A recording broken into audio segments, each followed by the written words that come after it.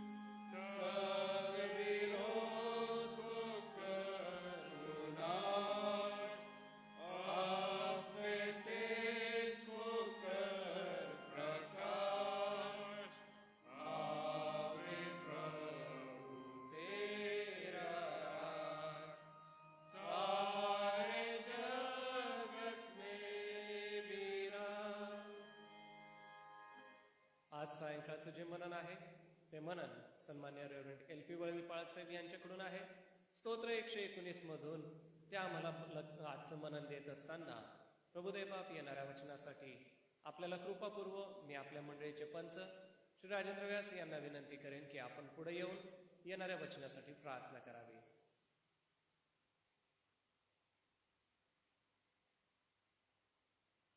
या प्रार्थना करू. पुन्हा परमेश्वर बापा, आम्ही आभार मानतो आजच्या दिवसाबद्दल, जो पाऊस दिला त्याबद्दल आभार मानतो परमेश्वरा.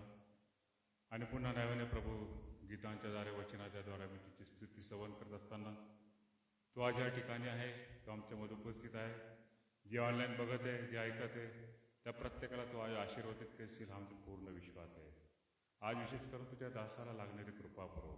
जे पवित्र मारणाचे पवित्र अन्न प्रभू आमच्यासाठी ठेवलेले ते आम्हा प्रत्येकाला देत असताना तू लागणारी कृपा पुरव, सामर्थ्य पुरव, तुझ्या पवित्र आत्म्याचे मार्गदर्शन दे आणि त्यांच्याद्वारे एक अद्भुत आशीर्वाद आम्हा प्रत्येकाला दे. ही आमची प्रार्थना परमेश्वरा. सर्व प्रकारचे तांत्रिक अडचणी दूर कर. आमची प्रार्थना केलीस, आम्ही आभार मानतो. येशूच्या नाम मागतो म्हणून तो ऐक. आमेन. मी आपल्या सगळ्यांच्या उपस्थितीमध्ये आदरणीय रेव्हरंड LP वळवी पाळक साहेबांचं स्वागत करतो व पुढील वचनाच्या सेवेसाठी मी त्यांना पुढे आमंत्रित करतो.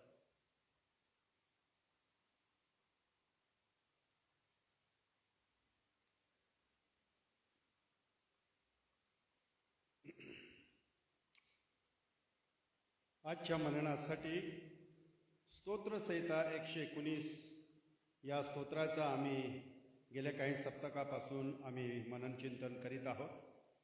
आज आम्ही 65 पासून तर 72 पर्यंत या वचनावर प्रकाश टाकणार आहोत. देवाची वचने या प्रकारे आहे, मी वाचतो. हे परमेश्वरा, तू आपल्या वचनाप्रमाणे आपल्या दासाचे हित केले आहे. विवेक व ज्ञान मला दे, कारण तुझ्या आज्ञावर माझी निष्ठा आहे. मी तुझ्यापूर्वी भटकत असे वचन पाळीत आहे. तू चांगला आहे, तू चांगले करतोस. तुझे नियम मला शिकीव. गर्विष्ठांनी माझ्यावर आळ घेतला आहे, तरी मी अगदी मनापासून तुझे विधी पाळीन. त्यांचे मन कठीण झाले आहे. मी तर तुझ्या नियमशास्त्रात रमून गेलो आहे. मी पीडित झाल्यामुळे माझे बरे झाले, कारण त्यामुळे मी तुझे नियम शिकलो. सोने रुपयाच्या लक्षवेधी नाण्यापेक्षा तुझ्या तोंडचे नियमशास्त्र मला मौल्यवान आहे. प्रार्थना करू आपण.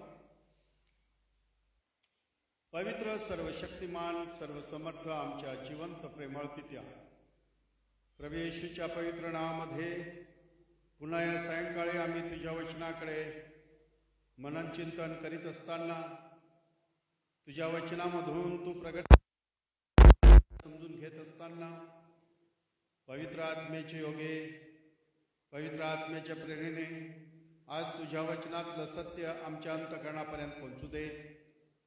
तुझ्या वचनाचा प्रकाश आमच्या अंतःकरणामध्ये पोहोचू दे, यासाठी की प्रभू आमचं जीवन वर्तनक्रम या जगामध्ये आम्ही जीवन जगत असताना केवळ तुझ्या गौरवासाठी असावं हीच माझी प्रार्थना आणि विनंती आहे.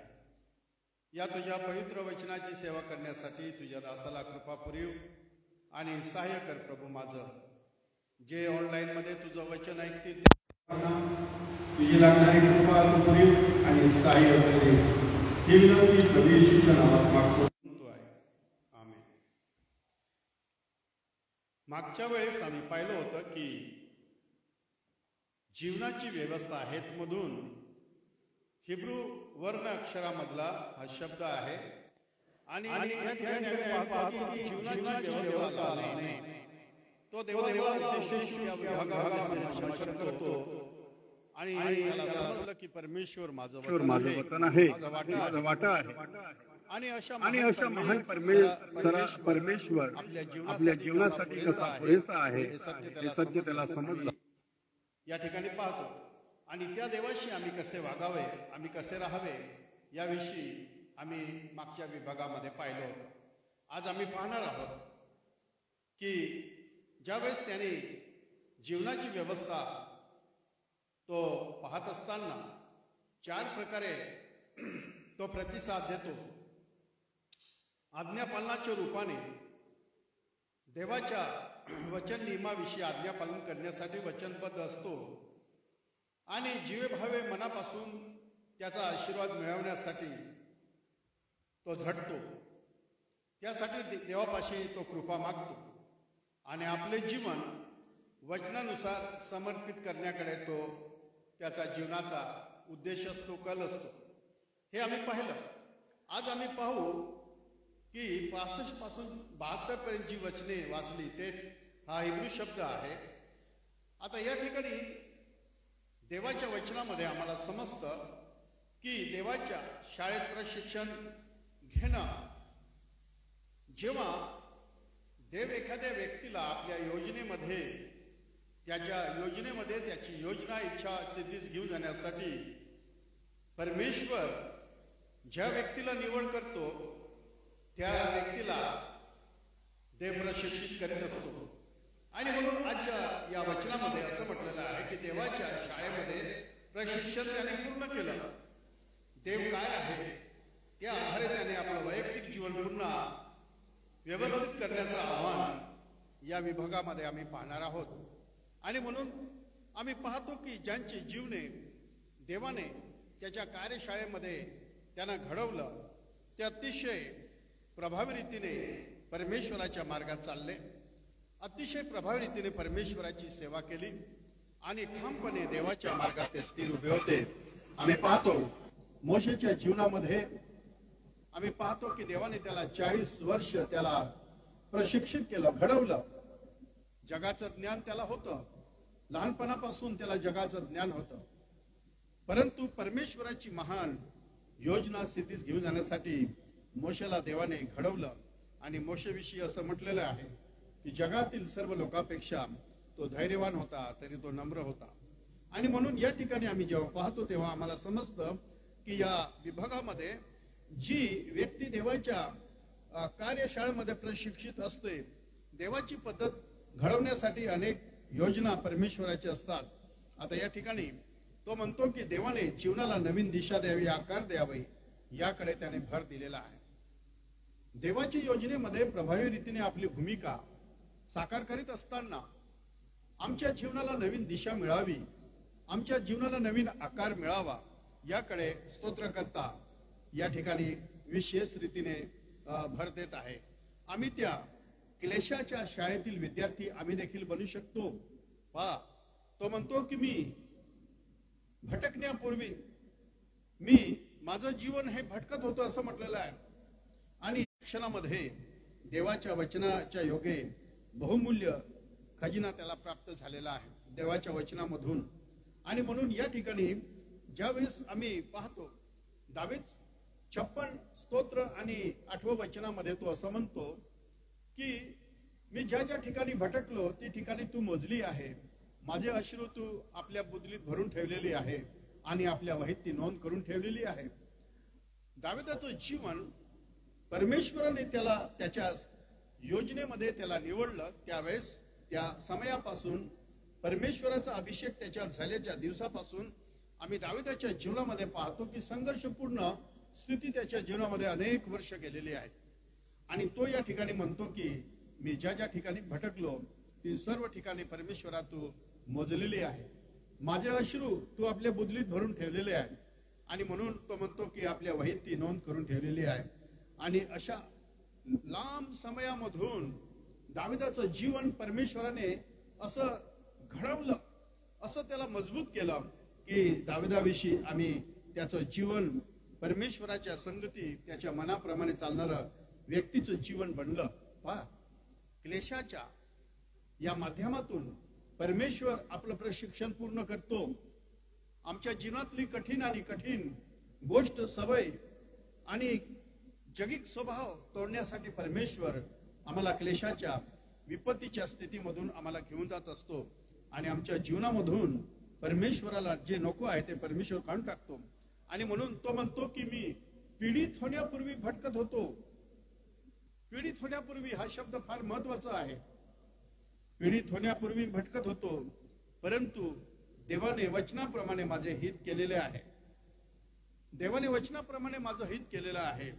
आणि म्हणून या ठिकाणी तो म्हणतो देवाने त्याचं हित करण्यासाठी कोणत्या मार्गाचा अवलंब केला, कोणत्या प्रकारचा मार्ग परमेश्वराने त्याचं हित करण्यासाठी वापरला, हे दावीद त्या ठिकाणी आम्हाला सांगतो. आणि म्हणून तो त्याचे वचन शिकण्यासाठी पुष्कळदा आमच्या जीवनामध्ये आम्ही परमेश्वराचं वचन आम्ही पुष्कळदा ग्रहण करणं आम्हाला कठीण जातं, अवघड जातं. परंतु परमेश्वर ज्यावेळेस त्या आपल्या मार्गाने आम्हाला त्या क्लेशाच्या परिस्थितीमधून घेऊन मनुष्याला भग्न करतो, त्यावेळेस मनुष्य नम्रपणे परमेश्वराच्या वचनाचा स्वीकार करतो. आणि त्याला समजलं या ठिकाणी परमेश्वराचा हा मार्ग आहे, परमेश्वराची पद्धत आहे की त्याचं वचन त्याच्या जीवनामध्ये अशा प्रकारचं परमेश्वराने एक त्याच्या जीवनामध्ये ठेवलं की क्लेशातून होणारा आश्चर्यकारक लाभ त्याला प्राप्त झाला. क्लेशाच्या माध्यमातून आश्चर्यकारक जो परमेश्वराचा लाभ होता, आत्मिक लाभ, तो त्याच्या जीवनामध्ये त्याला मिळाला. आणि तो म्हणतो की देवाने त्याचे बरे केले. संपूर्ण या विभागामध्ये चांगले या शब्दावर भर देण्यात आलेला आहे. त्याने माझे चांगले केले, तो चांगला आहे. आणि म्हणून दावीद स्तोत्र 34 मध्ये पण म्हणतो की परमेश्वर किती चांगला आहे याचा अनुभव तुम्ही घेऊन पहा. परमेश्वर किती चांगला आहे याचा अनुभव घेऊन पहा. आणि म्हणून त्या ठिकाणी सांगितलं की परमेश्वराने माझे चांगले केले, माझे बरे केले. आणि म्हणून त्याला किती मोठं समाधान मिळालेलं आहे, किती मोठं समाधान झालेलं आहे. आणि म्हणून असं म्हटलेलं आहे की जी तात्कालिक शिक्षा असते ती सुरुवातीला आम्हाला आनंदाची वाटत नाही, परंतु तिचे जे परिणाम असतात परमेश्वर नंतर आमच्या जीवनामध्ये जी आत्मिक घडण रचना करतो आणि त्याचे जे रिझल्ट असतात ते अद्भुत असतात. आणि तो या ठिकाणी म्हणतो की देवाच्या क्लेशाच्या पाठशाळेमध्ये देव मला या मार्गातून घेऊन गेला आणि त्या देवाने माझं चांगले केले, बरे केले आणि त्यामुळे तो म्हणतो की त्यापासून मला मोठे लाभ मिळालेले आहे. काय लाभ मिळालेले आहे? त्याला देवाच्या वचनाचं मर्म, महत्व, सत्य त्याला समजलेलं आहे आणि देवाच्या वचनामध्ये तो ठामपणे उभा आहे. आणि अशा रीतीने तो या ठिकाणी म्हणतो की मला एक स्थिर, एक निश्चय, एक आनंदी अंतःकरण मला प्राप्त झालेलं आहे. हे मी शिकलो केव्हा? जेव्हा मला परमेश्वर क्लेशाच्या शाळेमधून घेऊन गेला, विविध प्रकारच्या संकटामधून घेऊन गेला आणि देवाने या सर्व गोष्टी मधून मला जाऊ दिलं. आणि त्या सर्व स्थितीमध्ये मला एक सत्य समजलं की जिवंत परमेश्वर माझ्या बरोबर होता. जरी मी क्लेशामध्ये, संकटामध्ये आहे, शत्रूंनी मी घेरलेला आहे, निराशेच्या दलदलीमध्ये आहे, विविध प्रकारची संकटे आहे, तरी परमेश्वर मला या स्थितीमध्ये जाऊ देत आहे. परंतु परमेश्वराची दृष्टी माझ्यावर सदैव होती आणि त्या देवाने माझं चांगलं केलं, त्या परमेश्वराने माझं चांगलं केलं. या संपूर्ण स्तोत्रामध्ये म्हणतो परमेश्वर चांगला आहे, तो चांगलं करतो. आणि त्या चांगुलपणाचा अनुभव आम्ही देखील आमच्या जीवनामध्ये प्रतिदिवशी घेतो. प्रतिदिवशी त्याचा अनुग्रह थांबला नाही, प्रतिदिवशी त्याचा अनुग्रह खंड पडला नाही. इर्मया संदेष्टा म्हणतो त्याचा अनुग्रह खंड पडला असतो तर आम्ही नष्ट झालो असतो. प्रतिदिवशी परमेश्वर आमचं हित करण्यासाठी, आम्हाला चांगलं करण्यासाठी प्रतिदिवशी परमेश्वर त्याची लागणारी कृपा आम्हाला पुरवतो. आणि म्हणून तो म्हणतो मी स्थिर आणि निश्चय आहे, आनंदी अंतःकरण मला प्राप्त झालेलं आहे. पहा किती महत्वाची गोष्ट तो आमच्या समोर ठेवतो. मी स्थिर आहे, मी आता विचलित होत नाही, कारण मला घडवलं परमेश्वराने. माझ्या जीवनाची रचना परमेश्वराने त्याच्या मार्गाने, त्याच्या इच्छेने, त्याच्या पद्धतीने केलेली आहे. म्हणून आता मी स्थिर आहे, मी डावी उजवीकडे वळत नाही. अशा प्रकारे तो या ठिकाणी म्हणतो. आणि म्हणून तो म्हणतो की मी आता स्थिर आहे, आनंदित आहे, त्याच्या वचनावर माझा पूर्ण विश्वास आहे. तो म्हणतो देवाचं वचन किती सत्य आहे, किती सार्वकालिक आहे ते मला समजलं आहे. आणि देवाच्या वचनावर माझा विश्वास आहे आणि ते वचन माझ्या जीवन वर्तन क्रमासाठी मी सदैव घेत असतो. सदैव माझ्या जीवनामध्ये माझ्या वर्तन क्रमासाठी ते वचन मी ठेवलेलं आहे, त्या वचनाला मी जपून ठेवलेलं आहे, त्या वचनाप्रमाणे सावध आहे, त्या वचनाच्या योग्य येणारं सामर्थ्य मी घेतलेलं आहे. आणि म्हणून माझा वर्तनक्रम देवाला इतका प्रिय आहे की तो परमेश्वर माझ्या वर्तन क्रमाविषयी चांगली साक्ष देतो. खरोखर आम्ही पाहतो हे स्तोत्र लिहिणारा दावीद तो म्हणतो की तो परमेश्वराच्या हृदयाबरोबर चालणारा व्यक्ती होता. किती अद्भुत गोष्ट आम्ही देवाच्या वचनामध्ये आम्ही पाहतो. आणि म्हणून असं तो त्याचं जीवन असं घडलेलं आहे, देवाने असं त्याला प्रशिक्षित केलेलं आहे, देवाच्या वचनामध्ये ठाम असं उभं केलेलं आहे की तो सदैव संवेदनशील आहे. संवेदनशील एखादी गोष्ट आम्ही पाहतो जगामध्ये, बातमीमध्ये आम्ही ऐकतो की हा भाग संवेदनशील आहे, काहीतरी होणार, काहीतरी गंभीरता आहे, म्हणून तो संवेदनशील आहे. आणि म्हणून तो म्हणतो मी नियमशास्त्राचं मनन करून मी स्वतःला असं संवेदनशील बनवलेलं आहे, जागृत बनवलेलं आहे, चेतनशील मी आहे की माझ्या अवतीभोवती माझ्या जीवनामध्ये प्रभाव टाकणाऱ्या गोष्टी या त्याचं सामर्थ्य तोडवण्याचं सामर्थ्य मला देवाच्या नियमशास्त्राचं मनन चिंतन केल्यानंतर मला प्राप्त झालेलं आहे. आणि आज पण आम्हाला समजतं, हा स्तोत्रकर्ता म्हणतो त्याप्रमाणे आज देखील देवाचे लोक जेव्हा देवाच्या वचनाचं मनन चिंतन करतात तेव्हा 2 पेत्र 1 अध्यायामध्ये आम्ही पाहतो की देवाने मौल्यवान अतिमौल्यवान वचने आम्हाला दिलेली आहे यासाठी की वासनेपासून उत्पन्न होणारी जगातील सर्व मलिनता चुकवण्याचं सामर्थ्य देवाच्या वचनात दिलेली, तरतूद केलेली आहे. ते मौल्यवान साधन देवाने आमच्या विश्वासाचं रक्षण करण्यासाठी, आमच्या विश्वासाचं रचना करण्यासाठी आणि आम्हाला ते दिलेलं आहे. म्हणून तो म्हणतो की माझं जीवन देवाच्या वचनावर विश्वास ठेवून पूर्णपणे स्थिर आहे, आनंदी आहे मी सर्व परिस्थितीमध्ये. आणि म्हणून मी नियमशास्त्राचं मनन करतो. काय म्हटलेलं आहे? मी नियमशास्त्राचं मनन करतो. काय म्हटलेलं आहे या ठिकाणी? तू चांगला आहेस, तू चांगले करतो, तुझे नियम मला शिकव. आणि अशा प्रकारे तो या देवाच्या वचनामध्ये आम्हाला सांगतो संवेदनशील म्हणजे सदैव जागृत आहे तो. अशा प्रकारे आम्ही देवाच्या वचनामधून आम्ही पाहतो. क्लेशाच्या पाठशाळेमध्ये देवाने त्याला नियम शिकवले देवाने. त्या नियमाचं महत्व शिकवलं. नियमामध्ये असलेलं परमेश्वराचं महत्व त्याला शिकवलं. तो म्हणतो की हे मी क्लेशाच्या शाळेमध्ये देवाने मला घेऊन गेला आणि देवाने मला शिकवलं. शास्त्रामध्ये आम्ही पाहतो की अनेक लोक अगदी प्रभावी त्यांनी आपले जीवन, आपली भूमिका, आपली सेवा, आपली साक्ष प्रभावीपणे जगासमोर दिली. त्या लोकांना देवाने क्लेशाच्या या भट्टीमधूनच घेऊन गेलेला. तुम्ही पहा मोशेचे जीवन, दाविदाचं जीवन, योसेफाचं जीवन आम्ही पहा. या सर्व मध्ये असं म्हटलेलं आहे, तो समय पूर्ण होईपर्यंत योसेफाला देवाच्या वचनाने पारखलं. हे सर्व देवाच्या कार्यशाळेमध्ये प्रशिक्षित झालेले योद्धे होते आणि ते अगदी प्रभावी रीतीने परमेश्वराला जगासमोर ठेवलेलं आहे. त्यांची साक्ष, त्यांचं जीवन अगदी नमुनदार आम्ही पवित्र शास्त्रामध्ये पाहतो. आणि म्हणून पुष्कळदा नवीन करारामध्ये पौल म्हणतो, माझ्यावर येणारं हलकं संकट सार्वकालिक गौरवाचा भार उत्पन्न करतं. माझ्याकडे अनेक प्रकारची संकटे आली, विविध प्रकारची, स्वजनातून, विदेशामधून, समुद्री संकटे, अनेक प्रकारच्या संकटामधून मला जावं लागलं. परंतु या सर्वांच्या मागे मी एकच परमेश्वराचा उद्देश समजून घेतला की परमेश्वर या पाठशाळेमध्ये मला तो सिद्ध करीत आहे, परिपूर्ण करीत आहे. त्याच्या योजनेसाठी देव माझा वापर करत आहे, हे तो शिकला.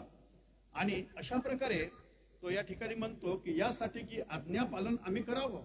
सर्वदा जीवनाच्या कठीण आणि कठीण वळणावर देखील देव त्याच्या वचनानुसार चालण्यासाठी, आज्ञापालन करण्यासाठी आम्हाला सिद्ध करतो. या वचनामधून तो म्हणतो तो म्हणतो यासाठी की आम्ही आज्ञापालन करावे. नियमशास्त्र हा अतिशय मौल्यवान खजाना आहे, हे तो शिकला. ज्यामध्ये प्रीतीचं आणि परमेश्वराच्या अधिकृत सामर्थ्याचं मिलन आहे नियमशास्त्र. तो म्हणतो मी शिकलो ते. आणि म्हणून या विभागामध्ये मी आरंभी सांगितलं तुम्हाला की तो म्हणतो की तो चांगला आहे. यावर विशेष भर दिलेला आहे. कोण चांगला आहे? परमेश्वर चांगला आहे. पहिल्या विभागात आम्ही पाहिलं की तो माझा वाटा आहे आणि तो पुरेसा आहे मला. आणि हा जेव्हा पुढे प्रवास करतो देवाच्या वचनामधून, त्यावेळेस त्याला समजतं की परमेश्वर हा चांगला आहे. प्रतिदिवशी प्रिय विश्वासणाऱ्यांनो, परमेश्वर हा किती चांगला आहे याचा अनुभव घ्यायचा असेल तर देवाच्या सानिध्यामध्ये जा, त्याच्या वचनाचं मनन चिंतन करा आणि परमेश्वराचं चांगुलपणाचा अनुभव आम्हाला येईल. आणि म्हणून वचन 65 मध्ये तो म्हणतो देवाने जे केले, त्या काय केले देवाने? 65 मध्ये आम्ही वाचूया काय केलेलं आहे देवाने. हे परमेश्वरा, तू आपल्या वचनाप्रमाणे आपल्या दासाचे हित केलेले आहे. वचनाप्रमाणे चालणाऱ्या व्यक्तीचं जीवनामध्ये सदैव हित असतं. वचनाप्रमाणे स्वतःला आज्ञापालन करून स्वतःला तो वचनाला समर्पित होऊन बांधून घेतो, त्याच्या शेवटी हितच आणि कल्याणच होतं. हे पवित्र शास्त्र आम्ही उत्पत्तीपासून शेवटपर्यंत पाहतो की ज्याने देवाच्या वचनाचं आज्ञापालन केलं आहे ते लोक अगदी सफलतापूर्वक आशीर्वादित झालेले आहेत. आणि ह्या विभागामध्ये आम्हाला परमेश्वराच्या चांगुलपणाबद्दल आणि देवाच्या वचनाचं महत्व ते आम्हाला शिकवलेलं आहे. आणि म्हणून पुष्कळदा तो आम्हाला या पाठशाळेमध्ये आम्हाला ठेवतो. 71 आणि 72 मध्ये आम्ही वाचतो तेव्हा काय म्हटलं, मी पीडित झाल्यामुळे माझे बरे झाले, कारण त्यामुळे तुझे नियम मी शिकलो. मी पीडित झालो. पहा किती अद्भुत परमेश्वराचा मार्ग आहे, त्याची पाठशाळा. जगामध्ये अनेक शाळा, कॉलेज आणि अनेक विद्यापीठे आहेत, परंतु देव त्याचं शिकवण्याची कार्यपद्धती, त्याची शाळा ही वेगळी आहे. आणि त्या शाळेत स्वतःला जो ठेवतो ते व्यक्ती अगदी मौल्यवान सोन्यासारखे, हिऱ्यासारखा तो निघतो. आणि त्याचा जो प्रकाश आहे, त्याची जी साक्ष आहे ती युगानुयुग असते आणि ती कधी भंग पावत नाही. आणि तो या शाळेमध्ये आम्हाला ठेवू इच्छितो. हे विचार आज मी आपल्या समोर ठेवत असताना ते बाप या वचनाच्या द्वारे आशीर्वाद देव.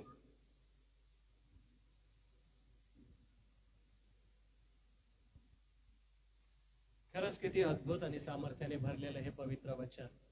देव आपल्या वचनानुसार आपल्या दासाचं हित करतो. आम्ही देवावर विश्वास ठेवून आपलं जीवन जगतो. त्यावेळेला देवाची ही जी पवित्र वचनं आहे, ही पवित्र वचनं आम्हाला दिशा देतात, मार्ग दाखवतात. आणि ज्या वेळेला आम्ही निराश असतो त्यावेळेला आमचं सांत्वन सुद्धा करतात. आणि ज्या वेळेला आम्ही आनंदी असतो त्यावेळेला हे स्तोत्र गाऊन आम्ही त्याची स्तुती आणि त्याला धन्यवाद देत असतो. किती सुंदर हे देवाचं पवित्र वचन. आजच्या सायंकाळी पवित्र वचनाची सेवा केल्याबद्दल मी सन्माननीय रेव्हरंड एल पी वळीपाळ साहेब आपलं मनपूर्वक आभार मानतो आणि देवपित्याचं मी मनपूर्वक आभार मानतो, उपकार स्तुती करतो, कारण की हे पवित्र वचन देवबापाच्या कृपेने आम्हाला मिळालेलं आहे. या पवित्र वचनाची सेवा प्रभू आपल्या सगळ्यांसाठी आशीर्वादित करो. गेल्या 2 दिवसापासून चांगला पाऊस आपल्याकडे होत आहे, त्यासाठी उपकार स्तुतीची प्रार्थना करूया आणि सप्ताहभरामध्ये अजूनही आम्हाला पाऊस हवा आहे, त्यासाठी प्रभूकडे सहाय्य मागूया. यासोबतच आजारी प्रियजनांची आठवण करत असताना रयता अक्का आहेत, श्री पीडी लावणे आहेत, जुलियाना अक्का गायकवाड आहेत आणि आज एक जे मंडळीतले प्रियजन आहे अशांसाठी आपण पुन्हा एक वार प्रार्थनेमध्ये आठवण करूया. सोबतच ज्या प्रियजनांचा आज वाढदिवस आहे त्यापैकी रोजलिनी अंगड यांचा आज वाढदिवस आहे. मंडळीच्या वतीने आपणाला हार्दिक शुभेच्छा. सोबतच सौ मेरी देशपांडे आहेत, प्रभुदेव बाप त्यांचा वाढदिवस आशीर्वादाचा करो. सोबतच गौरव त्रिभुवन आहे, प्रभुदेव बाप या प्रियजनांचा वाढदिवस आशीर्वादाचा करो. बिल्ड इंटरनॅशनलचं अध्ययन जे चेन्नई वरून रेव्हरंड दिनाकरन आहेत, रिचर्ड दिनाकरन, त्यांचाही आज वाढदिवस आहे. रेव्हरंड रिचर्ड दिनाकरन यांच्यासाठी देखील आपण प्रार्थना करूया. सगळ्यांच्या वतीने मी प्रार्थना करतो. आमच्या दयाळू देव बाप्पा, आजच्या या सायंकाळी पुन्हा एक बार आम्ही आभार मानित तुझ्या चरणापाशी येतो. आम्ही दिवसभरासाठी आभार मानतो, कारण की प्रभू तू आम्हाला सहाय्य केलं व आमच्या प्रत्येक कामात आम्हाला मदत केलीस. आया सायंकाळी प्रभू तुझ्या पवित्र वचनाने तू आम्हाला भरलं आणि तुझं वचन जसं दासाचं हित करतं, तुझं भय बाळगणाऱ्या प्रत्येकाचं पवित्र वचन हित करतं.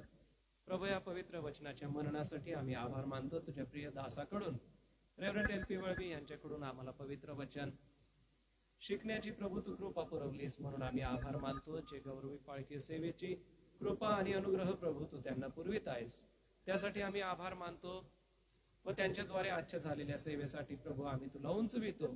आम्ही प्रार्थना करतो त्यांची सेवा, त्यांचं कौटुंबिक जीवन प्रभू तू आशीर्वादित कर. यासोबतच देवबापा आज आम्ही आजारी प्रियजनांची आठवण करीत असताना रयता अक्कांची आठवण करतो. तू त्यांना आरोग्य दे.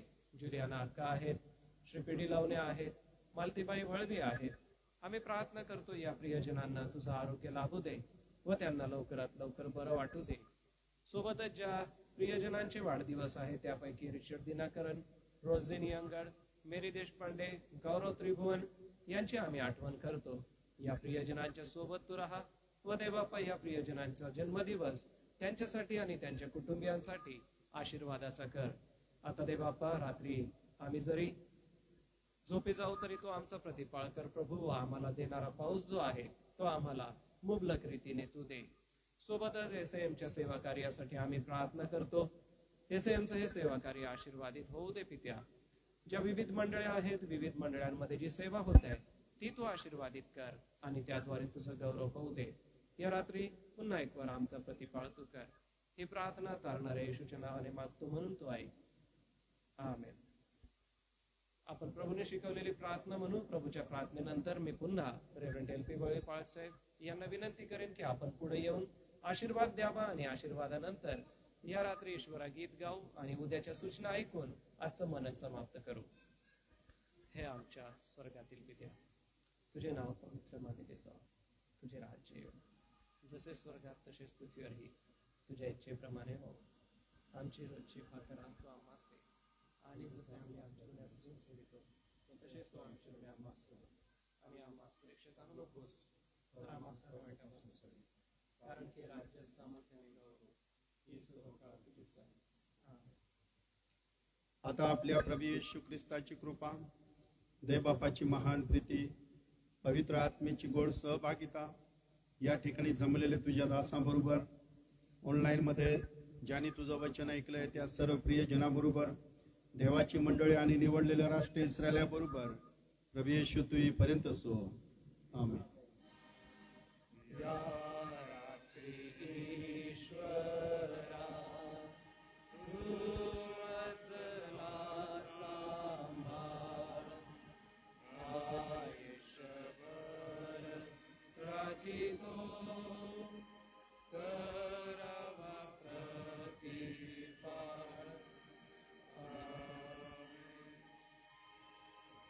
उद्यासाठी सूचना आहे, उद्या सायंकाळी देखील 6 ते 6:30 या वेळामध्ये मनन चिंतन होईल आणि उद्याचं मनन चिंतन जे आहे ते सन्मान्य डॉक्टर रेव्हरंड जी जयकर पाळक साहेब हे घेतील. सर्वांना सलाम.